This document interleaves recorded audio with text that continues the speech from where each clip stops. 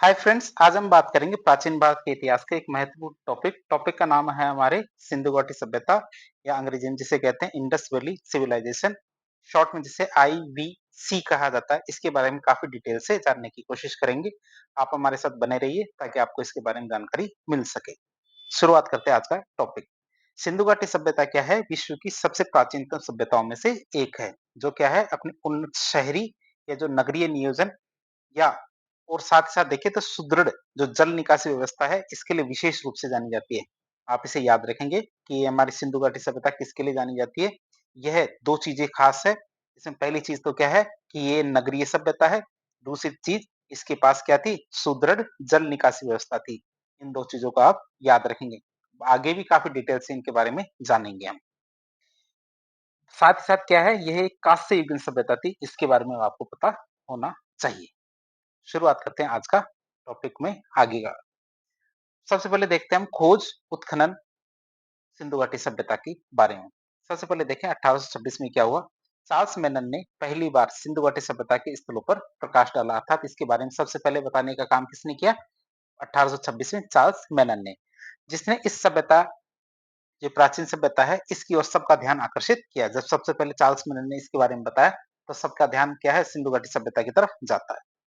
फिर 1853 में क्या होता है? अलेक्जेंडर कनिंघम ने, नाम ये आप याद रखेंगे, अलेक्जेंडर कनिंघम काफी इंपॉर्टेंट व्यक्ति हैं। इन्होंने हड़प्पा का सबसे पहले सर्वेक्षण किया, ये जानने की कोशिश की कि हड़प्पा सभ्यता कहां से कहां तक फैली हो सकती है। फिर 1856 की बात करें, 1856 में क्या होता है? जो हमारे जॉन बर्टन थॉमसन है और विलियम बर्टन, दोनों के दोनों क्या कर रहे थे? पाकिस्तान से लाहौर, पाकिस्तान के लाहौर से कराची के बीच में रेलवे लाइन बिछा रहे थे। नाम जगह आप याद रखेंगे, कहां से कहां तक? लाहौर से कराची के बीच में जो रेलवे लाइन बिछा रहे थे, कौन? जॉन बर्टन थॉमसन और विलियम बर्टन, ये दोनों के दोनों। लेकिन ये क्या करते हैं अनजाने में, जो रेलवे लाइन बिछा रहे थे इसके दौरान क्या है, अनजाने में इन्होंने हड़प्पा की जो ईंटें थी इनका उपयोग रेलवे लाइन बिछाने के लिए किया। जो इस स्थल के महत्व को दिखाता है कि यहाँ से ईंटें, पक्की ईंटें इन्हें मिली थी। अलेक्जेंडर कनिंघम ने दूसरी बार हड़प्पा का सर्वेक्षण और उत्खनन किया, लेकिन वे इसके वास्तविक महत्व को फिर भी नहीं समझ पाए। फिर 1921 आ जाता है। 1921 की बात करें तो भारतीय पुरातत्व विभाग के जो महानिदेशक हैं सर जॉन मार्शल, नाम आप याद रखेंगे, ये कौन थे? हमारे भारतीय पुरातत्व विभाग के महानिदेशक। इन्होंने क्या किया? दयाराम साहनी को हड़प्पा में व्यवस्थित उत्खनन करने के लिए नियुक्त किया। नाम आप याद रखेंगे, हमारे दयाराम साहनी कब गए? ये हमारे 1921 में, आप इसे याद रखेंगे। और कहा? हड़प्पा के लिए। दूसरे आते हैं 1922 में, अगले साल, राखल दास बनर्जी साहब। इन्होंने क्या? मोहनजोदड़ो का उत्खनन किया। कई बार परीक्षा में इनका क्रम पूछा जाता है कि पहले हमारे कौन थे? राखल दास बनर्जी या फिर दयाराम साहनी, आप इसे याद रखेंगे। 1921 में दयाराम साहनी, और वो भी हड़प्पा के लिए। और मोहनजोदड़ो की बात करें, इसके लिए थे हमारे राखल दास बनर्जी। और कब? 1922 में। जिससे क्या है, एक इस विशाल सभ्यता का एक प्रमुख केंद्र प्रकाश में आता है। कौन सा? मोहनजोदड़ो। तो ये दोनों के दोनों साथ साथ थे, हड़प्पा और मोहनजोदड़ो। 1924 की बात करें तो सर जॉन मार्शल ने आधिकारिक रूप से सिंधु घाटी सभ्यता की घोषणा की। पूरी दुनिया को बताया कि ये एक नगरीय सभ्यता थी और सारी दुनिया की सभ्यता से काफी प्राचीन और अलग थी, जिससे यह सभ्यता पूरी दुनिया के सामने आती है। और ये किसने बताया? सर जॉन मार्शल ने। अब हम बात करेंगे जो हमारी सिंधु घाटी सभ्यता है उसको किस किस नामों से जाना जाता है। सिंधु घाटी सभ्यता को इसके पहले खोजे गए स्थल के नाम पे हड़प्पा सभ्यता भी कहते हैं। क्यों? क्योंकि सिंधु घाटी सभ्यता का पहला स्थल कौन सा खोजा गया था? हड़प्पा। इसीलिए इसे हड़प्पा सभ्यता भी कहते हैं। इसे सिंधु सरस्वती सभ्यता भी कहा जाता है। क्यों? क्योंकि इसके कई महत्वपूर्ण स्थल प्राचीन सरस्वती नदी के बेसिन में पाए गए हैं। जो हमारी लुप्त नदी है सरस्वती नदी, तो इसका जो बेसिन है, मतलब इसका जो बहाव क्षेत्र था, इसके बहाव क्षेत्र में इसके सारे स्थल पाए गए हैं। इसलिए इसे सिंधु सरस्वती सभ्यता भी कहा जाता है। इतिहासकार स्टुअर्ट पिगट की बात करें तो इन्होंने हड़प्पा और मोहनजोदड़ो को सिंधु घाटी सभ्यता की जुड़वा राजधानी कहा है। आप इसे याद रखेंगे। और किसने कहा है? हमारे स्टुअर्ट पिगट ने कहा है कि हड़प्पा और मोहनजोदड़ो दोनों की दोनों जुड़वा राजधानी है। किसकी? सिंधु घाटी सभ्यता की। जो इन दोनों के केंद्रीय महत्व को दर्शाता है कि ये सिंधु घाटी सभ्यता के महत्वपूर्ण केंद्र थे, हड़प्पा और मोहनजोदड़ो। ये जो एक ऋतिक रोशन की मूवी आई थी मोहनजोदाड़ो, सेम वही है। यदि आप उसको देखेंगे तो इसके बारे में भी आप आसानी से समझ पाएंगे। अब हम बात करेंगे भारतीय पुरातत्व विभाग या एएसआई या फिर जिसे कहते हैं आर्कियोलॉजिकल सर्वे ऑफ इंडिया, इसके बारे में जाने। इसकी स्थापना कब हुई थी? इसकी स्थापना हमारे 1861 में हुई थी और किसने की? अलेक्जेंडर कनिंघम ने। अभी हमने इनका नाम पढ़ा था। इन्होंने भारतीय पुरातत्व विभाग या आर्कियोलॉजिकल सर्वे ऑफ इंडिया की स्थापना की थी कब? 1861 में। कई बार परीक्षा में इसको पूछा जा चुका है। जनक की बात करें तो अलेक्जेंडर कनिंघम को भारतीय पुरातत्व विभाग का जनक भी कहा जाता है। बात करें जब इसकी स्थापना की गई थी तो उस समय भारत के गवर्नर जनरल या वायसराय कौन थे? तो भारतीय पुरातत्व विभाग की स्थापना उस समय के गवर्नर जनरल थे कौन? Lord Canning. आप इसे याद रखेंगे। तो उस समय के गवर्नर जनरल कौन थे? लॉर्ड कैनिंग, जिनके समय पे हमारी आर्कियोलॉजिकल सर्वे ऑफ इंडिया की स्थापना की गई थी। अब अन्य सभ्यताओं के बारे में बात करें तो मेसोपोटामिया सभ्यता और हम्मुराबी विधि संहिता के बारे में बात करें। कई बार परीक्षा में पूछा गया है इसके बारे में भी। तो मेसोपोटामिया की सभ्यता की बात करें तो यह भी विश्व की सबसे प्राचीन सभ्यताओं में से एक है, जिसके साथ सिंधु घाटी सभ्यता के क्या थे? व्यापारिक संबंध थे। इससे पता चलता है कि दोनों सभ्यताएं एक ही समय में रही होगी। बात करें हम्मुराबी विधि संहिता की तो विश्व में कानून की सबसे प्राचीन पुस्तक जिसमें कानून के बारे में लिखा गया है वो कौन सी थी? हम्मुराबी विधि संहिता, जो प्राचीन न्याय प्रणाली का एक बहुत ही महत्वपूर्ण उदाहरण मानी जाती है, जिसमें न्याय के उदाहरण दिए गए थे। नाम आप याद रखेंगे, हम्मुराबी विधि संहिता। फिर आती है हमारी सिंधु घाटी सभ्यता का विस्तार की बात करें कि हमारी सिंधु घाटी सभ्यता कहां से कहां तक फैली हुई है। तो विश्व की सबसे बड़ी सभ्यता की बात करें तो सिंधु घाटी सभ्यता क्षेत्रफल की दृष्टि से विश्व की सबसे बड़ी सभ्यता है। जितना इसका क्षेत्रफल है, अन्य किसी भी सभ्यता का इतना क्षेत्रफल नहीं रहा है। आप पूछेंगे कितना क्षेत्रफल है ऐसा? हम बताएंगे 13 लाख वर्ग किलोमीटर क्षेत्र में फैली हुई एक सभ्यता है। इतने इसमें यूरोप के कम से कम नहीं तो 7 से 8 देश आ जाए, इतनी बड़ी सभ्यता है। कितनी? 13 लाख वर्ग किलोमीटर क्षेत्रफल में फैली हुई सभ्यता है। बात करें सिंधु घाटी सभ्यता किन किन देशों में फैली हुई है तो आधिकारिक रूप से देखें तो वर्तमान के 3 देश हैं जिनके अंदर ये फैली हुई है। एक तो अपना भारत है, दूसरा पड़ोसी हमारा पाकिस्तान है और हमारा मित्र देश कौन? अफगानिस्तान है। तो हमारे 3 देश है, भारत, पाकिस्तान और अफगानिस्तान। इन 3 देशों के अंदर ये हमारी सिंधु घाटी सभ्यता फैली हुई है। आकार की बात करें सिंधु घाटी सभ्यता की तो सिंधु घाटी सभ्यता का आकार कैसा है? त्रिभुजाकार है। जैसे उत्तर की तरफ जाते हैं तो ये इसका क्षेत्रफल कम होता जाता है और दक्षिण की तरफ बढ़ते बढ़ते इसका क्षेत्रफल बढ़ जाता है। इसीलिए क्या है? त्रिभुजाकार है कि जैसे अफगानिस्तान की तरफ तो कम और इधर हमारे पाकिस्तान या भारत की देखें तो इधर क्षेत्रफल ज्यादा है, जबकि ऊपर की तरफ देखेंगे तो कम है। तो आप इसे याद रखेंगे। काल की बात करें तो सिंधु घाटी सभ्यता क्या है? एक कांस्य युगीन सभ्यता थी, जिसका अर्थ है कि यहाँ के लोग कांस्य के औजार और हथियारों का व्यापक रूप से उपयोग करते थे। इसका कांस्य के औजार और हथियारों का व्यापक रूप से उपयोग करते थे। अब हम देखेंगे सिंधु घाटी सभ्यता की जो भौगोलिक बिंदु या सीमाएं हैं उसके बारे में देखें तो सिंधु घाटी सभ्यता का सबसे उत्तरी बिंदु कौन सा है? ये हमारे अफगानिस्तान के शोरतगुई में ऑक्सस नदी तक फैला हुआ है। मतलब उत्तर की तरफ देखें तो आप चित्र में भी हम इसको दिखाएंगे आपको। सबसे उत्तरी बिंदु कौन सा है? अफगानिस्तान का शोरतगुई में ऑक्सस नदी तक फैला हुआ है। उत्तर दिशा यदि भारत की बात करें, ये तो ओवरऑल हमने देखा, अफगानिस्तान की बात की। भारत की बात करें, कश्मीर के मांडा में चिनाब नदी तक फैला हुआ है ये भारत के अंदर। दक्षिण की बात करें तो महाराष्ट्र के दैमाबाद में जो प्रवरा नदी हमारी बहती थी वहां तक है। पूर्व की बात करें तो उत्तर प्रदेश के आलमगीरपुर जो हमारा मेरठ है वहां पर हिंडन नदी तक ये फैला हुआ है। पश्चिम की बात करें तो पाकिस्तान के अंदर पड़ता हमारे कौन? बलूचिस्तान। तो बलूचिस्तान के सुतका गंडोर में दाश्क नदी वहां तक फैला हुआ है। तो आप इन चीजों को याद रखेंगे कि उत्तर पश्चिम पूर्व दक्षिण में कहाँ-कहाँ तक ये सिंधु घाटी सभ्यता के स्थल फैले हुए हैं। यदि इसको एक बार और देखें, तो उत्तर में देखें तो यदि भारत से बाहर की बात करें तो शोरतगुई है, कहाँ? अफ़गानिस्तान में, वहाँ बहती है हमारी ऑक्सस नदी, तो वहाँ तक था। भारत की बात करें, तो भारत में ये कश्मीर में जो हमारा मांडा है, वहाँ चिनाब नदी बहती थी, वर्तमान में भी बहती है, तो वहाँ तक फैला हुआ है। पश्चिम में देखें तो हमारे सुत्क गंडोर जो बलूचिस्तान के अंदर पड़ता है, यहाँ एक नदी बहती है, दाश्क नदी, उसके किनारे पे। पूर्व में देखें तो हमारे उत्तर प्रदेश के अंदर आलमगीरपुर है, यहाँ बहती है हमारी कौन सी नदी? हिंडन नदी, तो वहां तक पूर्व में। और दक्षिण की बात करें तो महाराष्ट्र में दैमाबाद नाम की जगह है, वहां तक जहां हमारी कौन सी नदी बहती है? प्रवरा नदी। आप इसे याद रखेंगे। तो हमने देख लिया कि सिंधु घाटी सभ्यता का फैलाव मतलब कहां से कहां तक फैली हुई है ये सभ्यता, इसके बारे में देख लिया है। अब हम देखेंगे सिंधु घाटी सभ्यता का काल। अलग-अलग स्रोतों की बात करें तो सिंधु घाटी सभ्यता के काल को अलग-अलग रूप से निर्धारित किया गया है। जैसे पुरानी एनसीईआरटी की बात करें तो ये बताती थी कि 2350 ईसा पूर्व से लेके 1750 ईसा पूर्व तक इसका काल था। नई एनसीईआरटी की बात करें तो 2600 ईसा पूर्व से लेके 1900 ईसा पूर्व तक रहा। सारगोन अभिलेख की बात करें तो वह सिंधु घाटी सभ्यता का क्या काल बताता है? वह बताता है 3250 ईसा पूर्व से लेके 2750 ईसा पूर्व। और कार्बन डेटिंग की बात करें जिसे कहते हैं कार्बन 14 पद्धति या C14 पद्धति की बात करें तो ये वैज्ञानिक पद्धति ये पद्धति है जिसके आधार पर हम सिंधु घाटी सभ्यता के काल का निर्धारण करते हैं। तो ये आप याद रखेंगे कि किसी भी सभ्यता के काल का निर्धारण किस प्रकार किया जाता है, कौन सी पद्धति है इसकी, तो आप इसे याद रखें कार्बन 14 पद्धति या C14 पद्धति होती है, जिसमें कार्बन 14 का एक रेडियो एक्टिव पदार्थ होता है जिसके आधार पर हम चीजों की काल गणना करते हैं कि कौन सी चीज कितनी पुरानी है।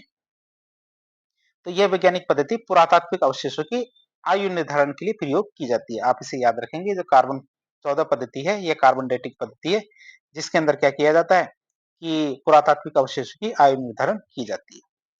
अब हम देखेंगे सिंधु घाटी सभ्यता के स्थल और उनसे प्राप्त अवशेषों के बारे में, एक एक करके देखना शुरू करते हैं। सबसे पहले हम देखेंगे किसके बारे में, हड़प्पा के बारे में, क्योंकि सबसे पहले हड़प्पा की खोज हुई, फिर उसके बाद मोहनजोदड़ो और इसी क्रम में आगे की स्थलों की खोज की जाती है। सबसे पहले हड़प्पा की बात करें तो हड़प्पा का उत्खनन किसने किया? ये हमारे दयाराम साहनी ने किया था। स्थान की बात करें कहाँ किया, तो वर्तमान में पाकिस्तान के पंजाब प्रांत में जो साहिवाल जिला है, जिसे पहले मोंटगोमरी भी कहा जाता था, वहां पे इसकी खोज की गई थी। नदी की बात करें तो ये हमारे रावी नदी के तट पर खोज की गई थी, किसकी? हड़प्पा की। अब बात करेंगे हड़प्पा से हमें क्या क्या मिला है। हड़प्पा के अवशेषों की बात करें, सबसे पहले आता हमारा R37 कब्र। R37 कब्र की बात करें तो यहाँ से एक विदेशी की कब्र मिली है जिसे एक ताबूत में दफनाया गया था, जो संभवतः क्या है, व्यापारिक संबंधों का सूचक है। क्यों? क्योंकि हमारे यहाँ दफनाया तो जा सकता है लेकिन ताबूत मिलना आसान नहीं है। क्यों? क्योंकि एक ही जगह जहाँ ताबूत मिला था।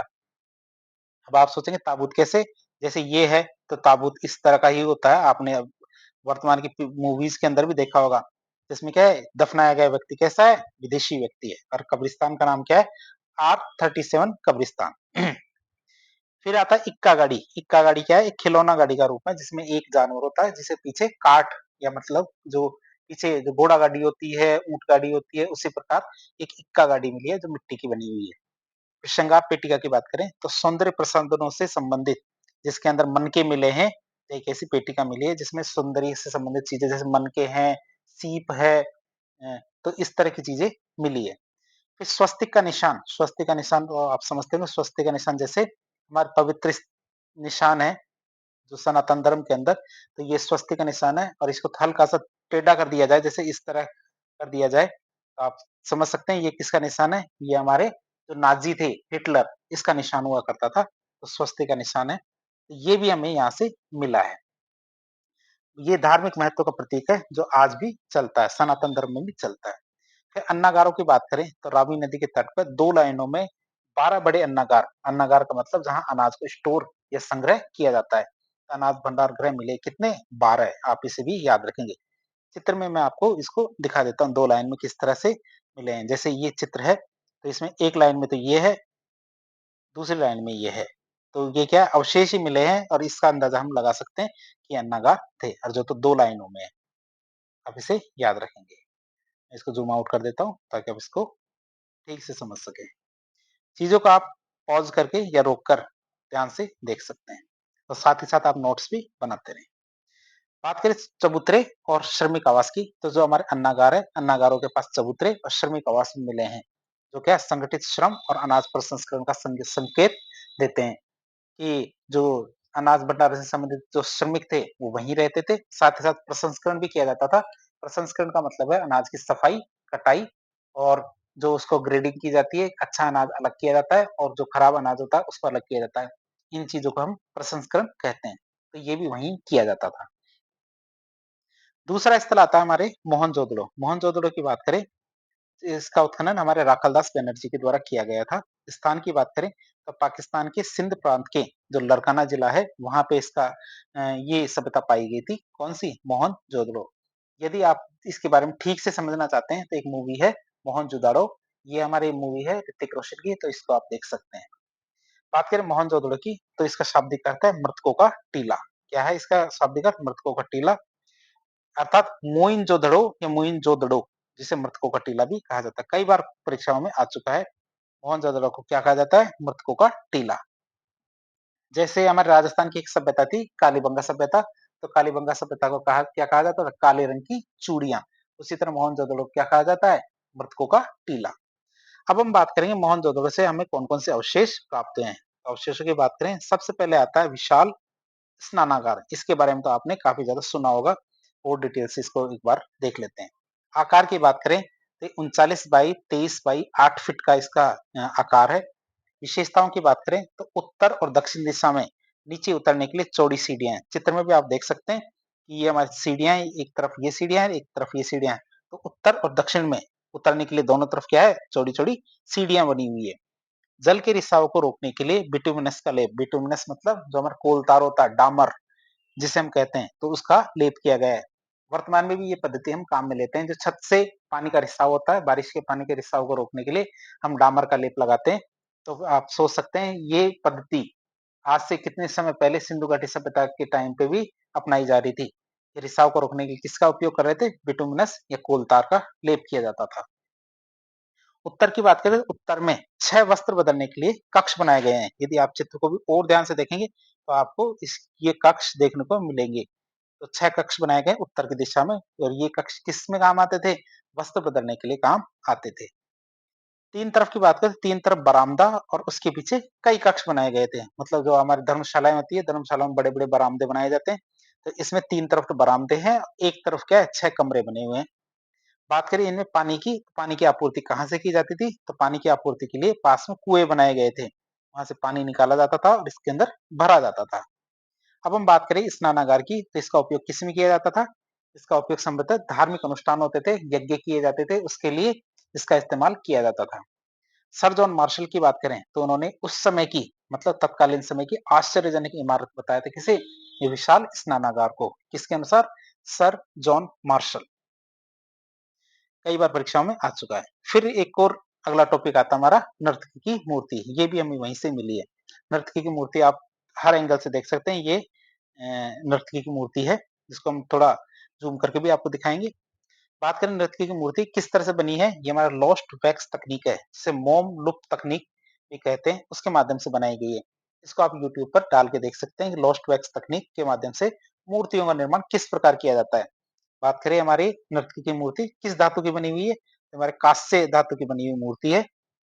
बात करें विशेषताओं की इस मूर्ति की, तो ये नग्न अवस्था में है, नृत्य करती हुई अवस्था में है, और इसने एक हाथ में काफी सारी चूड़ियां पहनी हुई है। तो मैं आपको इसको जूम करके दिखा देता हूँ नर्तकी की मूर्ति। तो नृत्य मूर्ति एक तो नृत्य करती हुई अवस्था में, नग्न अवस्था में, ये जो हाथ है इसमें काफी सारी चूड़ियां पहनी हुई है। आप इसको देख सकते हैं, और कांस्य की मूर्ति है, आपसे याद भी रखेंगे। ये कई बार परीक्षाओं में 2-2 नंबर के सवाल में पूछा जाता है। कई बार तो ऑब्जेक्टिव क्वेश्चंस में केवल पूछा जाता है कि नृत्य की मूर्ति कहाँ से प्राप्त हुई है, तो आपको बताना है मोहनजोदड़ो। फिर आता है पुरोहित राजा की मूर्ति, जिसे पृष्ठ किंग भी कहते हैं। तो सामग्री की बात करें तो सेलगढ़ी पत्थर से निर्मित है ये मूर्ति, जो हमारे पुरोहित राजा की मूर्ति है। विशेषताओं की बात करें तो ध्यान की अवस्था में है, शॉल ओढ़ी हुई मूर्ति है। तो शॉल आप देख सकते हैं, मैं आपको इसको जूम करके भी बताऊंगा, जिसपे क्या कशिदाकारी मतलब एम्ब्रॉयडरी का काम भी किया गया है। कितनी बड़ी है ये 17.5 सेंटीमीटर ऊंची है और 11 सेंटीमीटर चौड़ी है। तो मैं इसको जूम करके दिखा देता हूँ, पुरोहित राजा की मूर्ति। तो अब आंख देख सकते हैं, इसकी आंखें थोड़ी बंद है, तो ध्यान अवस्था में है, और इसने क्या ये शॉल ओढ़ी हुई है, और शॉल के ऊपर यह चित्र से बने हुए हैं। तो ये क्या है? एक तरह का कशीदाकारी है, ध्यान की अवस्था में है। आप इसको देख सकते हैं कि भारत के अंदर ध्यान ये योग कितना पुराना है, आप इसको समझ सकते हैं। मूर्ति का नाम है पृष्ठ राजा किंग, मतलब पुरोहित राजा की मूर्ति। फिर आता है हमारे पशुपतिनाथ की मोहर। पशुपतिनाथ की मोहर की बात करें तो इसकी कौन कौन सी विशेषताएं हैं। ये वैसे थोड़ी सी टूटी हुई थी, लेकिन अंदाजे से इसको पूरा किया गया है। चित्रण की बात करें, कई बार पूछा जाता है कि इसमें क्या क्या है। इसे बाईं ओर तो गेंडा है, क्या बाईं ओर गेंडा है और भैंसा है, दाईं ओर हाथी और चीता है। आप इसको देख सकते हैं कि बाईं ओर क्या है, एक तो गेंडा है और एक भैंसा है, दाईं ओर क्या है, एक हाथी है और एक क्या है, चीता है। तो ये चित्र आप याद रखेंगे किस तरफ कौन कौन है। और सामने की तरफ देखें तो हिरण है, क्या सामने की तरफ देखें तो हिरण है, तो ये हिरण आप देख सकते हैं। और ये क्या हमारे पशुपतिनाथ की मोहर है। पहचान की बात करें तो सर जॉन मार्शल ने इसे पशुपतिनाथ या फिर आदि शिवा, जिसे प्रोटोशिवा मतलब जो वर्तमान की शिव है, उसके पुराने रूप मतलब शुरुआत में जैसे शिव के बारे में जाना जाता था, वही हमारे क्या है, ये पशुपतिनाथ को माना जाता है। आपको ये भी पता होना चाहिए पशुपतिनाथ का जो मंदिर है, ये हमारे नेपाल के अंदर है। तो पशुपतिनाथ का प्रसिद्ध मंदिर नेपाल की राजधानी काठमांडू में है। ये पशुपतिनाथ की मोहर है, आप इसको याद रखेंगे। मैं आपको थोड़ा-सा ज़ूम करके दिखा देता हूँ, इस मोहर को। चित्र के बारे में आप समझ ही सकते हैं कि एक तरफ तो क्या है, गेंडा है, भैंसा है, दूसरी तरफ हमारा हाथी है और बाघ है, नीचे हमारे क्या हिरण है। और ये पशुपतिनाथ बैठे हैं, जिसे प्रोटोशिवा या आदि शिवा भी कहा जाता है।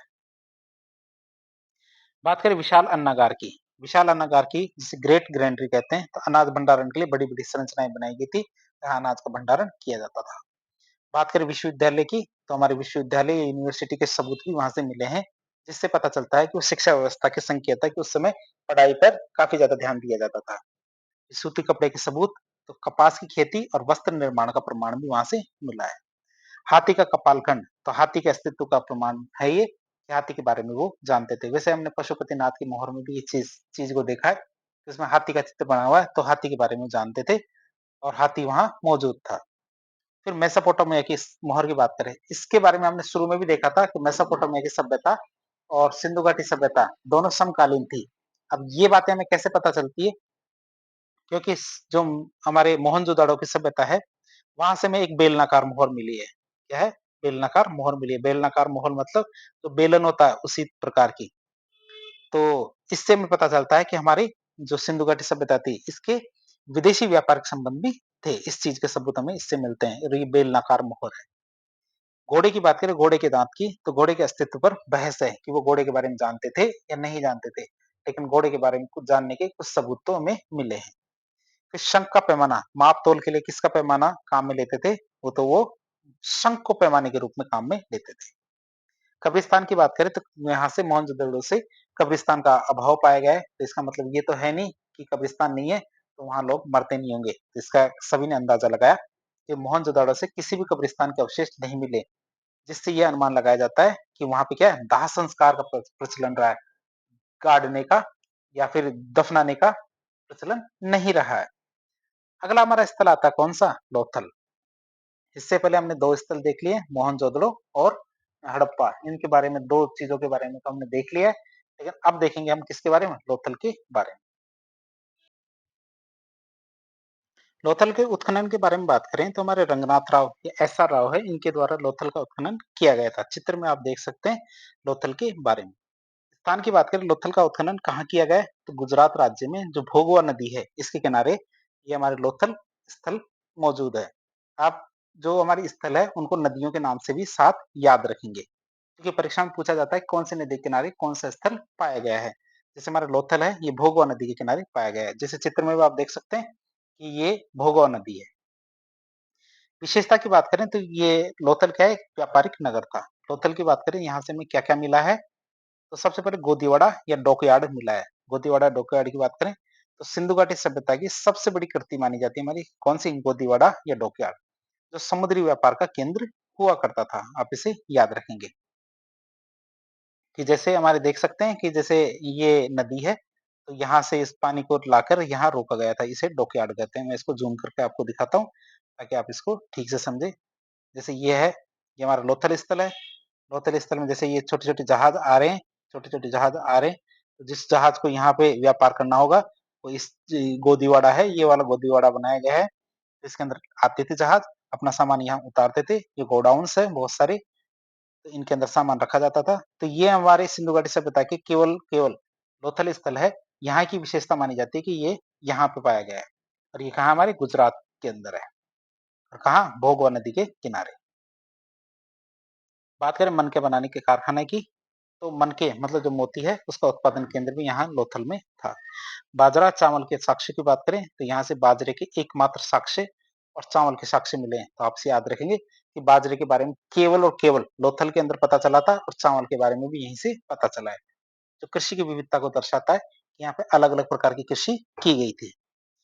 फारस की मोहरों की बात करें तो गोलाकार बटन नुमा जो फारस की मोहरें हैं, जो मेसोपोटामिया के साथ जो व्यापारिक संबंध है उसका प्रमाण थी।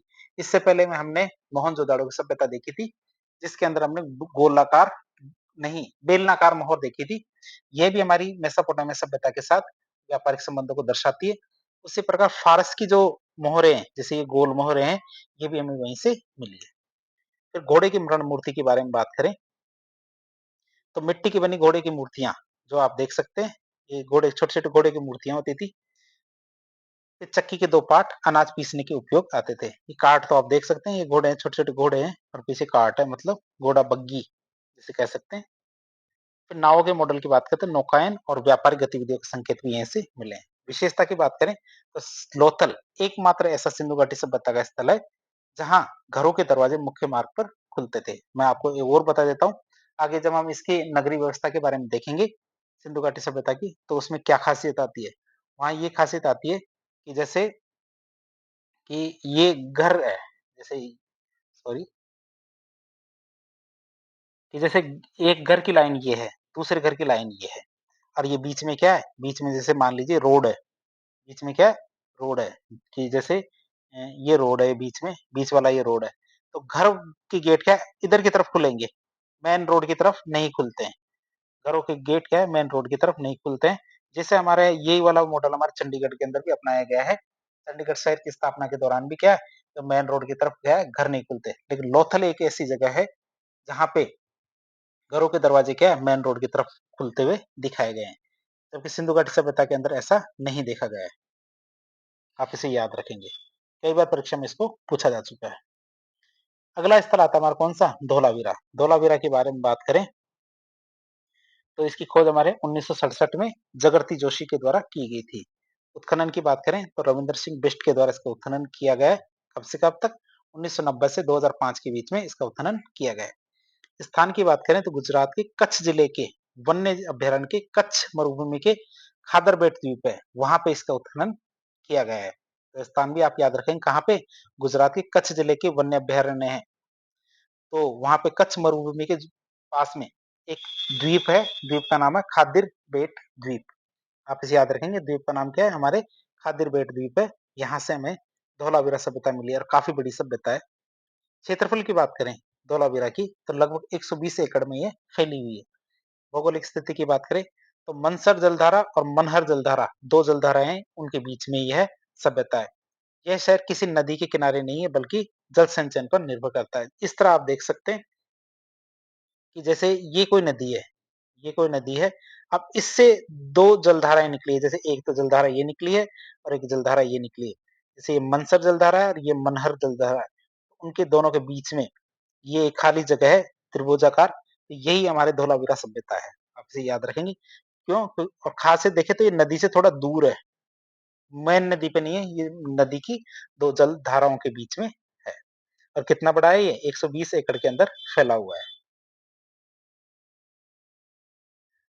इसको काफी ज्यादा परीक्षाओं में पूछा गया है, इसलिए आप ये पढ़ना बहुत ज्यादा इंपॉर्टेंट है। नगर विभाजन की बात करें तो धौलावीरा शहर 3 भागों में बटा हुआ था। एक तो दुर्ग है जिसे फोर्ट या सिटाडेल कहते हैं, ये हमारे नॉर्मली जो ऊंची जगह होती थी ये होते थे जहाँ खास लोग रहते थे, जैसे हमारे पुरोहित होते हैं, राजा होते हैं, मंत्री होते हैं या राजा के खास व्यक्ति होते हैं। ये सब क्या है, दुर्ग किला जिसे फोर्ट या सिटाडेल कहते हैं, ये थोड़ा ऊंची जगह होती थी, वहां रहते थे। जैसे चित्र में भी आप देख सकते हैं, इस चित्र में जैसे ये जगह दुर्ग ये किला थोड़ी ऊंची है, फिर मध्य भाग आता है, फिर निम्न भाग आता है। ये धोलावीरा क्या है, 3 भागों में बटा हुआ था नगर विभाजन इसका। नॉर्मली सिंधु घाटी सभ्यता के बारे में देखेंगे हम तो नगर विभाजन केवल 2 ही भागों में होता था, एक निम्न भाग और एक ऊपरी भाग, मध्य भाग नहीं हुआ करता। लेकिन धोलावीरा की खासियत है कि इसमें 3 भाग किए गए। तो हमने नाम तो देख ही लिए, एक तो दुर्ग ये किला जिसे फोर्ट सिटाडेल कहते हैं, फिर मध्य भाग जिसे मिडिल टाउन, निम्न भाग जिसे लोअर टाउन भी कहते हैं। बात करें यूनेस्को की तो यूनेस्को ने इसे विश्व धरोहर स्थल घोषित किया है।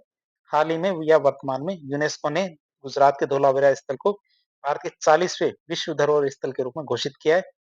यह सिंधु घाटी सभ्यता का पहला स्थल है जो हमारे यूनेस्को की विश्व विरासत सूची में शामिल है।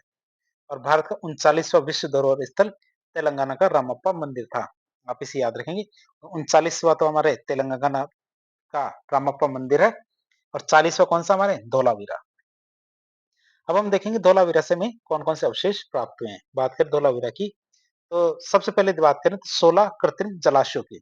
तो जल संचयन और प्रबंधन की उन्नत प्रणाली का प्रमाण है कि यहाँ पे 16 में क्या आर्टिफिशियल रिजर्वॉयर या कृत्रिम जलाशय मिले हैं। इनमें से एक जलाशय कितना गहरा है? एक जलाशय तुम्हारा 10 फीट गहरा, 241 फीट लंबा और 96 फीट चौड़ा है। देख सकते हैं आप ये जलाशय मतलब पौंड मिले हैं। अगला आता है हमारा सूचना पट, जिसे साइन बोर्ड भी कहते हैं। तो जिप्सम से बना 10 अक्षरों या प्रतीक चिन्ह वाला लकड़ी का बोर्ड प्राप्त हुआ है हमारे धोलावीरा से। जो वास्तविक चित्र तो ये देख सकते हैं ये है, और इसको साफ करके देखा जाए तो उसपे ये चित्र बने हुए थे। तो आप इसे देख सकते हैं, ये सूचना पट है और दुनिया का सबसे प्राचीन सूचना पट माना जाता है, जिसे साइन बोर्ड भी कह सकते हैं। प्रत्येक अक्षर जैसे अक्षर है कि इसकी ऊंचाई 37 सेंटीमीटर और चौड़ाई कितनी है 27 सेंटीमीटर। बात करें इसकी तो ये बोर्ड 3 मीटर लंबा है और इसे विश्व का सबसे पुराना सूचना पट या साइन बोर्ड माना जाता है। स्टेडियम की बात करें तो इस सबसे बड़े सार्वजनिक आयोजन और खेलों के लिए स्टेडियम का प्रयोग किया गया है। मनके या बीड्स की बात करें तो मनके बनाने के साक्ष्य भी हमें यहाँ से धोलावीरा से मिले हैं। रिंग्स की बात करें तो आभूषण या अन्य उपयोग के लिए रिंग्स का उपयोग किया गया है। मिट्टी के बर्तन की बात करें अर्थवेयर पॉटरी की, तो दैनिक उपयोग के लिए जो मिट्टी के बर्तन इस्तेमाल में लिए जाते थे। टेराकोटा की बात करें सीलों की, तो यहाँ पे सीला किससे बनाई जाती थी? टेराकोटा मिट्टी से। तो मिट्टी के बने मोहरों को टेराकोटा सील भी कहा जाता है। सोने के आभूषणों की बात करें तो समृद्धि और आभूषण कला का प्रदर्शन किया जाता था सोने के आभूषणों के माध्यम से। चांदी के आभूषण तो हमारे धोलावीरा सभ्यता से चांदी के आभूषणों के सबूत भी मिले हैं। तो ये कुछ चीजें हैं जो आपको परीक्षा में बेहतर नंबर दिलाने में मदद कर सकती है। अगली संस्कृति आती है हमारी कौन सी? चनुदड़ो। चनुदड़ो की बात करें तो चनुदड़ो का उत्खनन किसने किया? हमारे एनजी मजूमदार या नानी गोपाल मजूमदार के द्वारा की गई थी। अब नानी गोपाल मजूमदार के लिए एक कहानी थी कि जब वो उत्खनन करके जो इम्पोर्टेंट चीजों को लेकर जा रहे थे, तो डाकुओं को ये सूचना मिलती है कि एक व्यक्ति काफी ज्यादा महत्वपूर्ण और महंगी चीजों को सहेज करके लेके जा रहा है। तो डाकू उन पे हमला करते हैं। डाकू उनसे कहते हैं कि आप के पास जो भी कीमती चीजें हैं वो आप हमें दे दीजिए।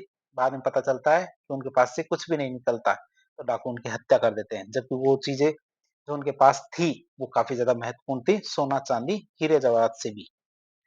बात करें स्थान की तो पाकिस्तान के सिंध प्रांत में ये हमारे चनोदड़ो जो उत्खनन स्थल मौजूद है।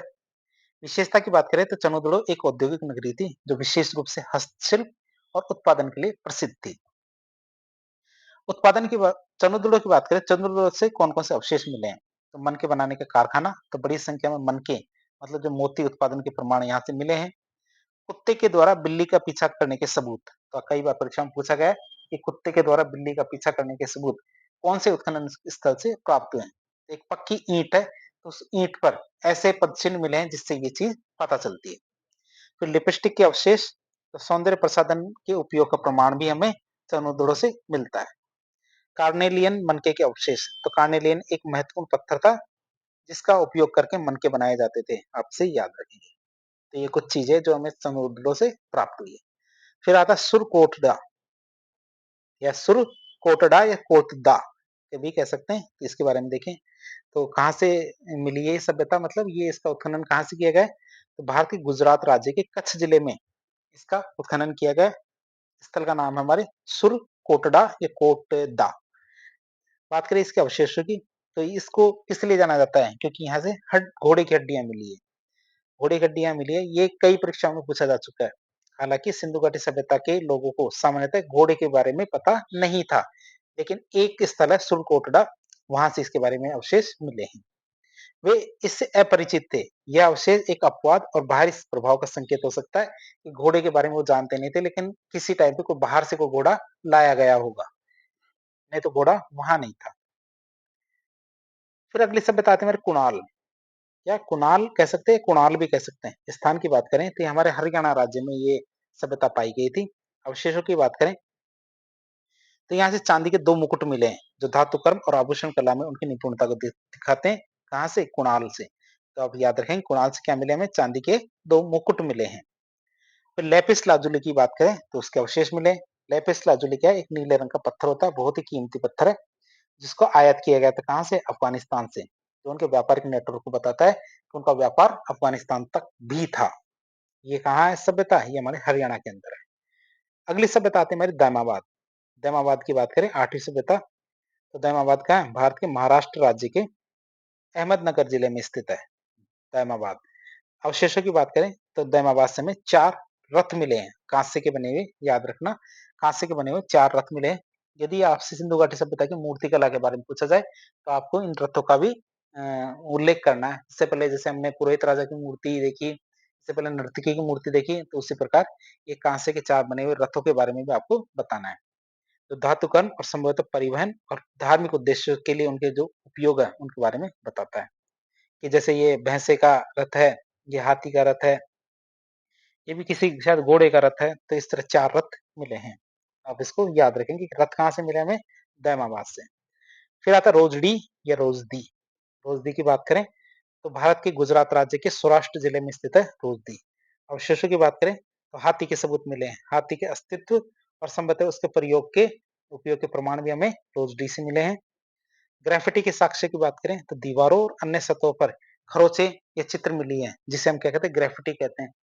दीवारें हैं वहां पर खरोच खरोच के जो चित्र या निशान बनाए जाते हैं उसे ग्राफिटी कहते हैं। और ये सबूत भी हमें कहाँ से मिले? रोजडी या रोजदी से। अगला स्थल आता है हमारा रोपड़। रोपड़ की बात करें तो रोपड़ कहाँ पे है? भारत के पंजाब राज्य के रोपड़ जिले, जिसे अब रूपनगर भी कहा जाता है, वहां से इसके सबूत मिले हैं, मतलब इसका उत्खनन किया गया रोजडी का, वो रोपड़ का। रोपड़ की बात कर रहे हैं। प्रमुख अवशेषों की बात करें तो मनुष्य के साथ कुत्ते को दफनाए जाने के सबूत हमें रोपड़ से मिले हैं। आपसे याद रखेंगे कि रोपड़ से हमें क्या मिला है? मनुष्य के साथ कुत्ते को दफनाने के सबूत हमें यहाँ से मिले हैं। इससे क्या पता चलता है? इससे पता चलता है हमारे मानव और पशु इनके संबंधों के बारे में और अंतिम संस्कार की प्रथाओं के बारे में भी जानकारी हमें मिलती है। कहाँ से? रोपड़ से। अगला आता हमारा उत्खनन स्थल जिसे कहते हैं आमरी। आमरी की बात करें तो आमरी स्थल हमारे पाकिस्तान के सिंध प्रांत के दादू जिले में है। और यहाँ से क्या खासियत चीज मिली है? यहाँ से गेंडे के साक्ष्य मिले हैं कि ये गेंडे के बारे में जानते थे, तो गेंडे के सबूत मिले हैं। आप इसे याद रखेंगे, आमरी, जो कहा पाकिस्तान के सिंध प्रांत के दादू जिले में। अब हम देखेंगे कुछ और चीजों के बारे में। क्यों? क्योंकि स्थलों के बारे में हम तो देख लिया। अब कई कई बार क्या है, उत्खनन करते करते जो उत्खनन करता है उनको कुछ चीजों के बारे में और भी पता चलता है। जैसे जैसे कि हमारे प्राक हड़प्पा काल, मतलब हड़प्पा समय से भी पहले की कोई सभ्यता रही थी या नहीं रही थी, तो उसे हम कहते हैं प्राक हड़प्पा काल या प्री हड़प्पन साइट्स। तो प्राक हड़प्पा स्थल वो स्थल है जो हड़प्पा सभ्यता के पूर्ण विकसित होने से पहले की बस्तियों को दर्शाते हैं। और ये हड़प्पा सभ्यता के विकास के प्रारंभिक चरणों की जानकारी देते हैं कि हड़प्पा सभ्यता से पहले भी कोई सभ्यता थी या नहीं। ये हमें प्राक हड़प्पा स्थलों के बारे में जानने से पता चलता है। अब आपसे पूछ लिया जाए कि हड़प्पा सभ्यता से पुरानी भी कोई सभ्यता थी या नहीं, तो आप हम कहेंगे हाँ थी। जैसे जैसे हमारी कालीबंगा सभ्यता। तो भारत के राजस्थान राज्य के हनुमानगढ़ जिले में है कालीबंगा सभ्यता। उसे बनावली, बनावली ये हमारे राजस्थान वो भारत के हरियाणा राज्य में है। यहाँ से एक वॉश बेसिन, जिसे हाथ धोना या कप धोने का पात्र है, जिसे धावन पात्र भी कहते हैं, वॉश बेसिन, ये मिला है। परीक्षा में कई बार आ चुका है ये कि भारत के कौन से स्थल से, उत्खनन स्थल से जो हमारा वॉश बेसिन या धावन पात्र मिला है, आपको बताना है बनावली। फिर आता है हमारा राखीगढ़ी, जो भारत के हरियाणा राज्य के हिसार जिले में है राखीगढ़ी। यहाँ से हमारे सिंधु घाटी सभ्यता का भारत में सबसे बड़ा स्थल माना जाता है राखीगढ़ी को। ये 3 स्थल है, ये हड़प्पा समय से भी पूर्व के हैं, मतलब पूर्व हड़प्पा काल के हैं। फिर कई बार परीक्षा में पूछ लिया जाए आपसे कि हड़प्पा सभ्यता के बाद में कौन कौन सी सभ्यता आई, तो हमारे हड़प्पोत्तर काल, मतलब पोस्ट हड़प्पन साइट्स की बात करें तो हड़प्पोत्तर काल वो स्थल होते हैं जो हड़प्पा सभ्यता के पतन के बाद या उसके अंतिम चरणों से संबंधित रहे। जो हमारे हड़प्पा सभ्यता की बहुत सारी विशेषताएं इसके अंदर रही थी, लेकिन पतन के लक्षण भी देखने को मिलते हैं कि हड़प्पा सभ्यता इस तक आते आते खत्म हो गई थी। जैसे एक आती है रोजडी, तो भारत के गुजरात राज्य के सौराष्ट्र जिले में रोजडी। यहाँ पे प्राक हड़प्पा और हड़प्पोत्तर दोनों चरणों का महत्वपूर्ण सबूत मिलते हैं, मतलब यहाँ से दोनों तरह के चीजें मिलती है, जिससे पता चलता है कि हड़प्पा से पहले की चीजें भी यहाँ है, तो हड़प्पा के बाद की चीजें भी। एक आता हमारा रंगपुर, तो भारत के गुजरात राज्य के काठियावाड़ प्रायद्वीप में हमारे रंगपुर। यहाँ से चावल की भुस्सी के अवशेष मिले हैं। भुस्सी का मतलब चावल का जो छिलका होता है, उसे भुस्सी कहा जाता है, तो चावल के भुस्सी के अवशेष मिले हैं। बात करें भारत के विभाजन की, तो हमारे ये 1947 के बाद में भारत और पाकिस्तान 2 देश बन जाते हैं। तो भारत का विभाजन हुआ, तो कोटला निहंग खा जो रोपड़ में है और रंगपुर भारत में स्थित प्रमुख सिंधु घाटी सभ्यता के वे स्थल थे जो विभाजन के बाद भी भारत में ही रहे थे।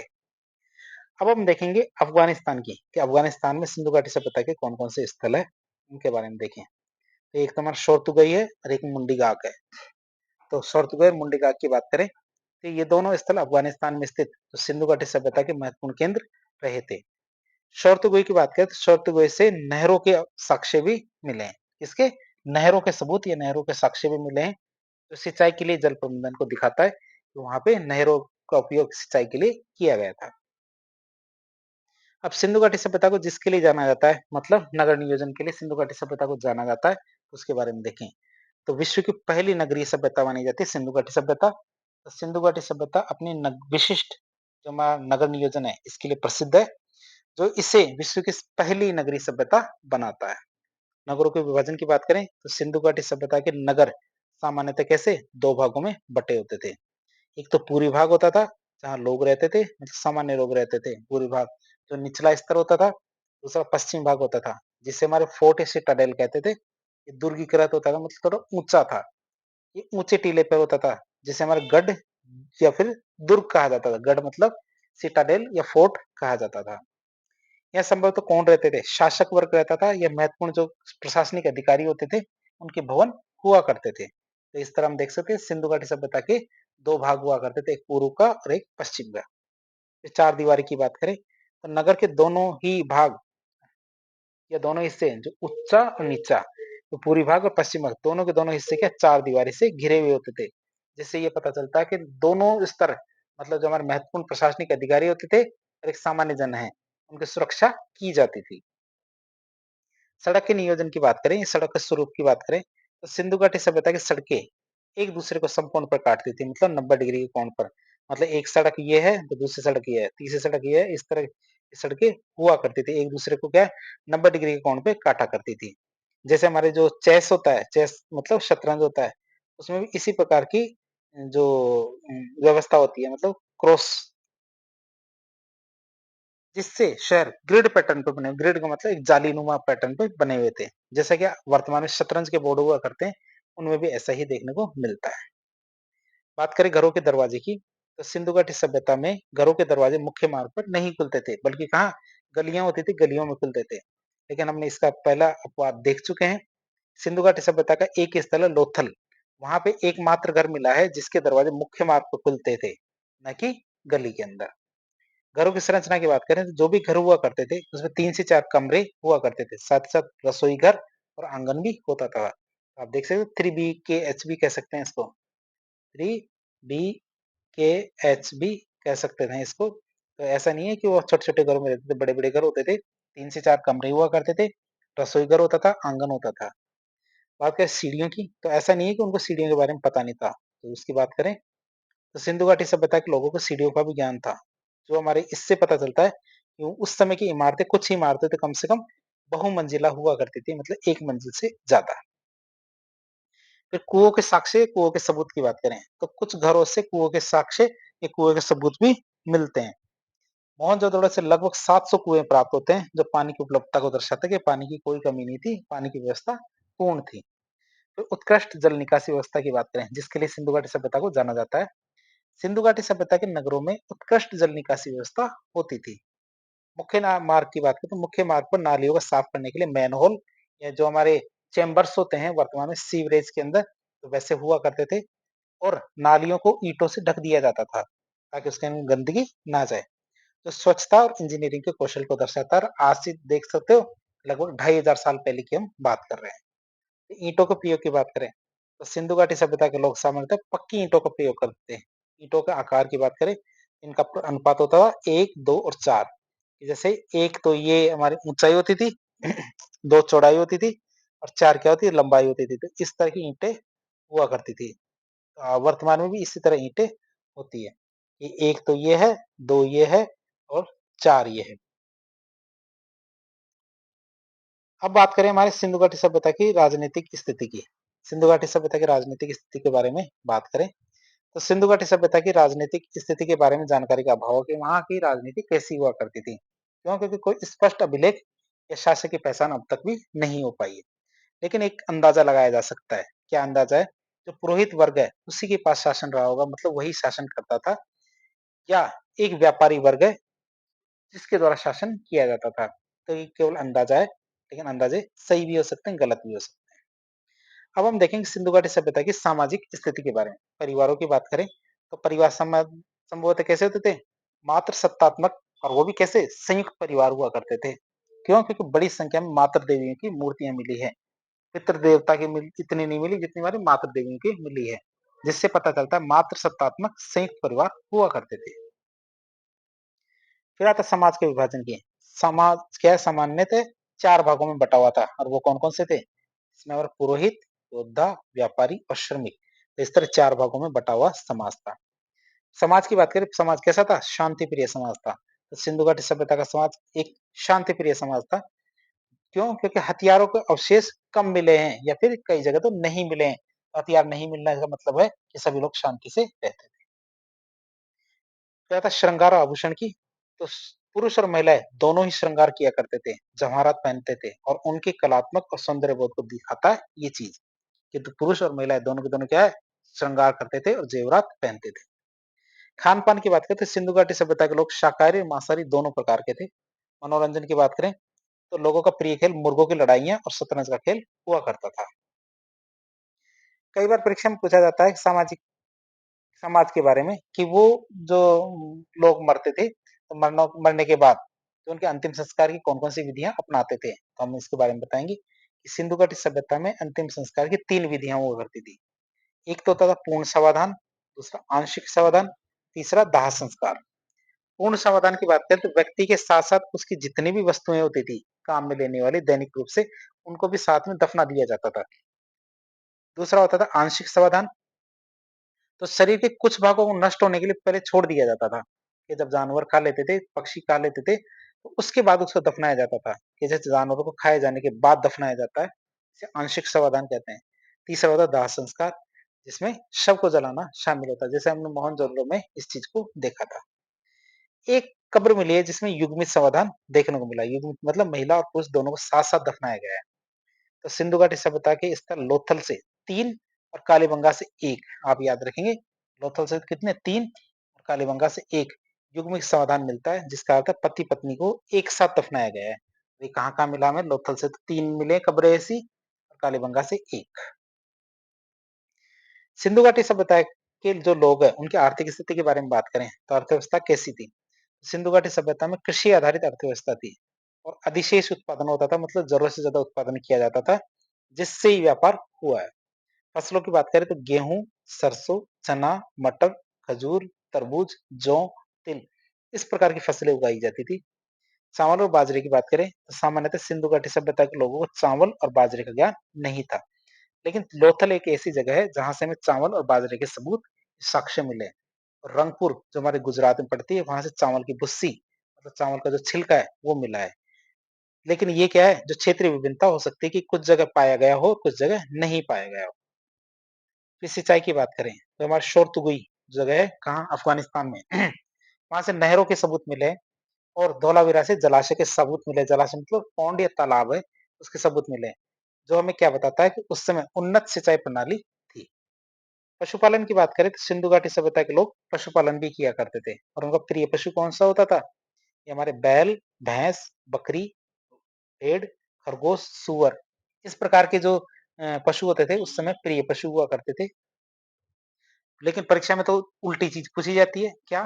कि ऐसे कौन कौन से पशु थे जिनके बारे में सिंधु घाटी सभ्यता के लोग जानते नहीं थे? तो सिंधु घाटी सभ्यता के लोग ऊंट, घोड़े और हाथी, इनके बारे में नहीं जानते हैं, लेकिन इसके कुछ उपवाद भी मिले हैं। जैसे मोहनजोदड़ो से घोड़े के दांत मिले हैं, सुरकोटला से घोड़े की हड्डियां मिली हैं। तो ऐसा नहीं कह सकते कि घोड़े के बारे में बिल्कुल नहीं जानते, तो कुछ अपवाद है, नहीं तो नॉर्मली नहीं जानते थे। अब हम बात करेंगे अर्थव्यवस्था के बारे में, और उसमें सबसे पहला आता है कौन सा? विदेशी व्यापार। सिंधु घाटी सभ्यता के लोग विदेशी व्यापार भी करते थे। तो दिलमुन, जो वर्तमान में क्या है? बहरीन, माकन जिसे वर्तमान में कहते हैं ओमान, ये क्या है? मध्यस्थ के रूप में काम करते थे। जो हमारे भारत के अंदर सिंधु घाटी सभ्यता, और पश्चिम में हमारी कौन सी? मेसोपोटामिया सभ्यता, इन दोनों के बीच में व्यापार हुआ करता था। बीच में 2 जगह हुआ करती थी, कौन कौन सी? एक तो दिलमुन हुआ करती थी, और एक माकन हुआ करती थी। दिलमुन मतलब बहरीन, और माकन मतलब ओमान।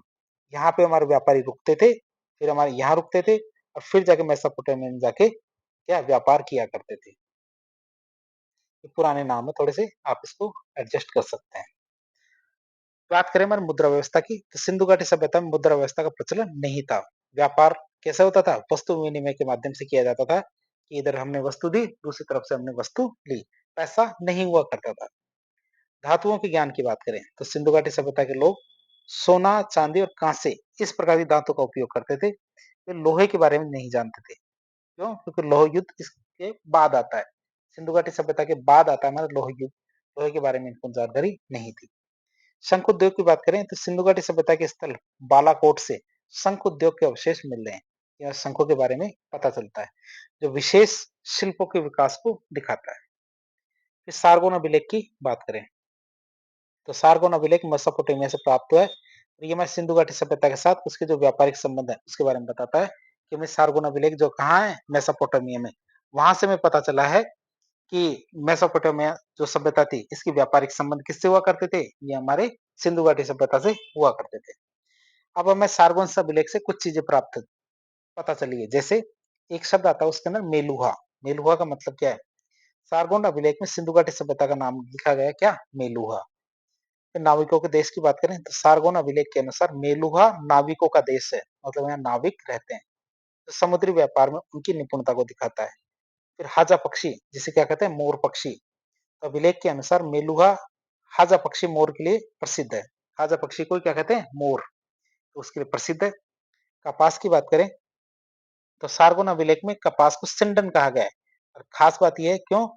कपास की खेती विश्व में सबसे पहले भारत से शुरू हुई थी। और वो हिंडन को, मतलब हमारी सिंधु नदी है उसी को सिंधु से हिंडन का नाम रखा गया है। हिंडन सिंडन तो आप देख सकते हैं। तो ये हमें कहाँ से प्राप्त पता चला है? ये हमारे सारगोन अभिलेख से ये जानकारी हमें मिली है, जो कहाँ हमारे मेसोपोटामिया। अब हम देखेंगे सिंधु घाटी सभ्यता की धार्मिक स्थिति के बारे में। पहली बात करें बहुदेववाद की, तो सिंधु घाटी सभ्यता के लोग बहुदेववाद को मानते थे, जिसमें कई देवी देवताओं की पूजा एक साथ की जाती थी। मातृ देवी की बात करें तो बड़ी मात्रा में मातृ देवी की मूर्तियां मिली है, जो मातृ शक्ति की पूजा का संकेत देता है कि सिंधु घाटी सभ्यता के लोग मातृ देवी की पूजा किया करते थे। पुरुष देवता की बात करें तो मोहनजोदड़ो से मिली एक मोहर पर आद्य शिवा, प्रोटो शिवा का चित्र मिला है, जिसे सर जॉन मार्शल ने पशुपतिनाथ का है, जो हमारे पुरुष देवता की पूजा का प्रमाण भी है। तो ऐसा नहीं कह सकते पुरुषों को पूजा नहीं जाता था, पुरुष भी पूजे जाते थे। लेकिन फिर भी उस समय की जो सभ्यता थी ये मातृ सत्तात्मक सभ्यता मानी जाती है। तो पशु पक्षियों की पूजा की बात करें तो सिंधु घाटी सभ्यता के लोग विभिन्न पशुओं और पक्षियों को पवित्र मानते थे और उनकी पूजा किया करते थे। फिर लिंग पूजा और यौन पूजा की बात करें, योनि तो लिंग जिसे शिवलिंग कहते हैं और योनियों की पूजा में विश्वास करते थे, उनकी उर्वरता और सृजन से संबंधित हो सकता है। तो जल और प्रकृति की पूजा की बात करें तो नदियों और पेड़ों और अन्य जो प्राकृतिक तत्व हैं उनको भी वो पूजनीय मानते थे। बात करें शाश्वत आत्मा में विश्वास की, तो आत्मा की अमरता में विश्वास रखते थे। कर्मफल सिद्धांत और पुनर्जन्म की बात करें तो कर्मफल सिद्धांत जो हमारी गीता का संदेश है, और पुनर्जन्म तो इसके बारे में विश्वास करते थे कि कर्मों के फल और पुनर्जन्म के चक्र में उनका विश्वास था कि आदमी मरने के बाद आत्मा अमर रहती है और उसको दोबारा से जन्म होता है। फिर अंधविश्वास और पशु बलि की बात करें तो कुछ सबूत अंधविश्वासों और पशु बलि के प्रचलन के बारे में भी बताता है। फिर हवन कुंड की बात करें, हवन कुंड मस्तों का झुंड, बात करें इसकी हवन कुंड की, तो सिंधु घाटी सभ्यता के स्थल कालीबंगा से हवन कुंड मिले हैं, जो धार्मिक अनुष्ठानों के बारे में बताता है। फिर ध्यान और योग की बात करें तो सिंधु घाटी सभ्यता के लोगों को ध्यान और योग का ज्ञान था। हमारे पशुपतिनाथ की मोहर है, उस पर चित्रित जो हमारे आद्य शिवा है, प्रोटो शिवा है, चित्रित ध्यानस्थ स्थिति में आकृति में बनाया गया है। अब बात करें सिंधु घाटी सभ्यता की लिपि के बारे में। लिपि के बारे में बात करें तो उनको लिपि का ज्ञान था। सिंधु घाटी सभ्यता के लोगों को लिपि का ज्ञान था, लेकिन वो लिपि अभी तक पढ़ी नहीं गई है। लिपि की बात करें कौन सी लिपि है तो भाव चित्रात्मक लिपि, ये पिक्टोग्राफिक लिपि, ये स्क्रिप्ट भी कह सकते हैं। उनकी लिपि कैसी है? भाव चित्रात्मक थी, जिसका अर्थ यह है कि चित्रों और प्रतीकों के माध्यम से विचारों को व्यक्त करते थे। लिखने की शैली की बात करें तो इसे दाएं से बाएं और फिर बाएं से दाएं इस तरह से होता है। ये कैसे लिखते थे? पहले एक लाइन ऐसे लिख दी, नीचे गए, फिर ऐसे लिखी, फिर ऐसे लिखी, फिर ऐसे लिखी, फिर ऐसे लिखी। तो ये लिखने का तरीका था, आप इसे याद रखें। नहीं तो हम तो ऐसे ऐसे ऐसे ऐसे लिखते हैं। सिंधु घाटी सभ्यता के अंदर ऐसा नहीं लिखा करते थे। जिसे हम सर्पिलाकार भी कह सकते हैं, जिसे हमारे गोमूत्राक्षर लिपि या हलासर लिपि भी कहते हैं। आप इसे याद रखेंगे, गोमूत्राक्षर लिपि या हलासर लिपि भी कहते हैं। बात करें इसके अंदर शब्दों की या अक्षरों की, तो प्रतीक कितने होते थे? सिंधु घाटी सभ्यता के भाव चित्रात्मक लिपि में 375 से लेके 400 भाव चित्र या फिर शब्द हुआ करते थे। अधपड़ी लिपि की बात करें तो इस लिपि को अभी तक पढ़ा नहीं गया है, जिससे इस सभ्यता के कई रहस्य से पता नहीं चले हैं। अब सिंधु घाटी सभ्यता से मिली मोहरों और मूर्तियों के बारे में देखें, तो 3 तरह की मूर्तियां मिली हमें सिंधु घाटी सभ्यता से। कितनी? 3 तरह की मूर्तियां मिली। जैसे एक धातु की मूर्ति, मोहनजोदड़ो से धातु की नर्तकी की मूर्ति जो कांसे की बनी है वो मिली है। एक मोहनजोदड़ो से धातु की वृषभ जो हमारा बैल होता है उसकी मूर्ति मिली है। और दायमाबाद से 4 रथ मिले हैं धातु के बने हुए, कांसे के 4 रथ मिले हैं। पत्थर की मूर्ति या सेलकड़ी की मूर्ति की बात करें तो हमारे मोहनजोदड़ो से पुरोहित राजा, ये पृष्ठ किंग है, इसकी मूर्ति मिली है। मिट्टी की मूर्तियां टेराकोटा मूर्तियों के बारे में बात करें तो सिंधु घाटी सभ्यता से टेराकोटा की मातृ देवी की मूर्तियां काफी ज्यादा संख्या में मिली है। मोहरों की बात करें तो मोहरें किससे मिलकर बनी होती थी? सिंधु घाटी सभ्यता से मिली ज्यादातर मोहरें सेलकड़ी पत्थर से मिलकर बनी होती थी। ये एक प्रकार का नर्म पत्थर हुआ करता था सेलकड़ी का। आकार की बात करें तो सिंधु घाटी सभ्यता की ज्यादातर मोहरें कैसी होती थी? चौकोर हुआ करती थी। पहचान की बात करें तो मोहरें वस्तुओं की गुणवत्ता और स्वामित्व की द्योतक पहचान होती है, जो व्यापार और प्रशासन के बारे में बहुत सारी चीजें बताती है। मोहरों से हमें बहुत सारी चीजें पता चलती है। सबसे ज्यादा मोहरों की बात करें तो सिंधु घाटी सभ्यता में सबसे ज्यादा मोहरें मोहनजोदड़ो से मिली है। सर्वाधिक लेख युक्त मोहरों की बात करें सिंधु घाटी सभ्यता में सबसे ज्यादा लेख युक्त मोहरें हड़प्पा से मिली है। तो आप इसे याद रखेंगे कि मोहरों के ऊपर सबसे ज्यादा लिखा गया है वो मोहरें ज्यादा कहाँ मिली? हड़प्पा से। और गिनती की बात करें तो सबसे ज्यादा मोहरें हमें मोहनजोदड़ो से मिली है। मोहरों की बात करते हैं, इन मोहरों पे एक सिंगा जिसे यूनिकॉर्न कहते हैं, इसका चित्र और कुबड़ वाले सांड के चित्र सबसे ज्यादा मिले हैं। मोहरों की बात करें तो मोहरों पे सबसे ज्यादा चित्र किस चीज के मिले हैं? तो एक तुम्हारे यूनिकॉर्न जिसे एक सिंगा कहते हैं और एक कुबड़ वाला सांड है, उसके चित्र सबसे ज्यादा मिले हैं मोहरों से। अब हम देखेंगे सिंधु घाटी सभ्यता काफी ज्यादा फ्लोरिश हुई, काफी ज्यादा महत्वपूर्ण थी, लेकिन ये इसका अंत या पतन कैसे हुआ? तो इसके पीछे कौन कौन से कारण थे? सिंधु घाटी सभ्यता के पतन के कारण आज भी बहस का विषय है कि अचानक इतनी बड़ी सभ्यता एक साथ कैसे लुप्त हो गई। तो इसलिए इस पे काफी ज्यादा बहस की गई है। अलग अलग इतिहासकारों ने अलग अलग सिद्धांत दिए हैं। जैसे आर्यों का आक्रमण की बात करें तो गार्डन चाइल्ड, मार्टिमल मार्टिमर व्हीलर और पिगट, ये 3 लोग मानते हैं कि सिंधु घाटी सभ्यता के पतन का कारण क्या है? आर्यों का आक्रमण। आर्यों ने जब आक्रमण किया तो सिंधु घाटी सभ्यता वैसे शांति प्रिय सभ्यता थी, तो वो या तो इधर उधर बिखर गए या फिर मारे गए। तो बाढ़ की बात करें तो S R Rao, sir John Marshall और मैके की बात करें तो सिंधु घाटी सभ्यता के पतन का कारण क्या? बाढ़ है। क्यों? क्योंकि सारे के सारे स्तर क्या नदियों के किनारे थे, तो बाढ़ आई तो सबके सब डूब गए। प्रशासनिक शिथिलता की बात करें तो सर जॉन मार्शल के अनुसार प्रशासनिक व्यवस्था में कमी या शिथिलता भी पतन का एक कारण हो सकती है, कि जो हमारे प्रशासनिक अधिकारी थे ये कमजोर हुआ करते थे, इस वजह से सभ्यता अचानक खत्म हो गई। प्राकृतिक आपदा की बात करें तो युवा कैनेडी की बात करें तो इनके अनुसार सिंधु घाटी सभ्यता के पतन का कारण कोई बड़ी प्राकृतिक आपदा रही होगी, जैसे कोई भूकंप आ गया हो, महामारी आ गई हो, जिससे सारे के सारे लोग एक साथ खत्म हो गए। जलवायु परिवर्तन की बात करें तो अमलानंद घोष के अनुसार सिंधु घाटी सभ्यता के पतन का कारण जलवायु परिवर्तन हो सकता है, जिसमें क्या सूखे की स्थिति उत्पन्न हो गई, सारे के सारे लोग क्या भूख से मर गए या फिर इधर उधर हो गए। नदियों के रुख में बदलाव की बात करें तो माधव स्वरूप वत्स की बात करें तो उनके अनुसार सिंधु घाटी सभ्यता का पतन नदियों के रुख बदलने से हुआ है, जिससे शहरों को पानी नहीं मिल पाया और वो बाढ़ग्रस्त हो गए। निष्कर्ष की बात करें, एक ओवरऑल जिस्ट लेके देखें इसका, तो सिंधु घाटी सभ्यता इतनी विशाल और जटिल थी कि जिसके पतन के लिए संभवतः बहुत सारे कारण जिम्मेदार रहे होंगे या फिर उत्तरदायी रहे होंगे, जिस दिन में प्राकृतिक भी हो सकता है, पर्यावरण भी हो सकता है, मानवीय कारक जैसे हमारे आर्यों का आक्रमण भी हो सकता है। यह किसी एक कारण का परिणाम ना होकर बहुत सारे कारणों का संयोग या संयोजन हो सकता है, जिससे हमारी सिंधु घाटी सभ्यता खत्म हो गई। तो इस तरह एक लेक्चर के जरिए हमने सिंधु घाटी सभ्यता के बारे में काफी डिटेल से जानने की कोशिश की। बहुत सारे स्थल है जिनके बारे में हमने उनके धार्मिक, सामाजिक, आर्थिक सभी स्थिति के बारे में जानने की कोशिश की। तो इस प्रकार के इन्फॉर्मेटिव वीडियो देखने के लिए हमारे चैनल से जुड़े। वीडियो यदि पसंद आता है तो वीडियो को लाइक करें, चैनल को सब्सक्राइब करें, अपने दोस्तों के साथ शेयर करें। धन्यवाद।